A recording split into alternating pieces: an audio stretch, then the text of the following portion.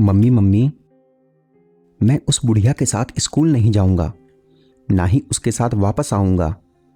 मेरे 10 वर्ष के बेटे ने गुस्से से अपना स्कूल बैग फेंकते हुए कहा तो मैं बुरी तरह से चौंक गई। यह क्या कह रहा है? अपनी दादी को बुढ़िया क्यों कह रहा है? कहाँ से सीख रहा है इतनी बदतमीजी? मैं सोच ही रही थी कि बगल के कमरे से उसके चाचा बाहर निकले और पूछा, क्या हुआ बेटा?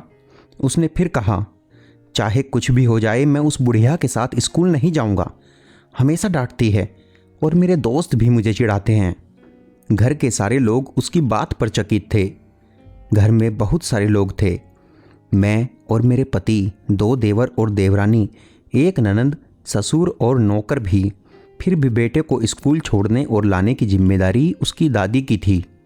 पैरों में दर्द रहता था, पर पोते के प्रेम में कभी शिकायत नहीं करती थी। बहुत प्यार करती थी क्योंकि घर का पहला पोता था।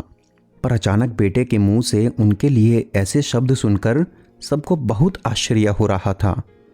शाम को खाने पर उसे बहुत समझाया गया, पर वह अपनी जिद पर अड़ा रहा और पति ने तो गुस्से में उसे थप्पड़ भी मार दिया।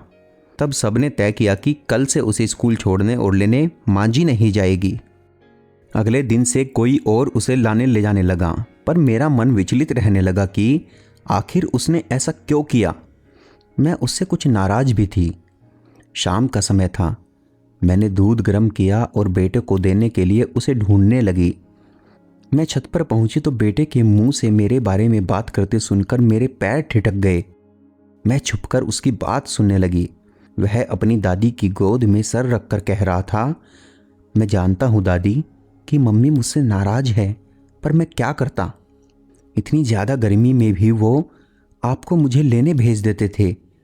आपके पैरों में दर्द भी तो रहता है। मैंने मम्मी से कहा तो उन्होंने कहा कि दादी अपनी मर्जी से जाती है। दादी, मैंने झूठ बोला, बहुत गलत किया, पर आपको परेशानी से बचाने के लिए मुझे यही सूझा। आप मम्मी को बोल दो मुझे माफ़ कर दे।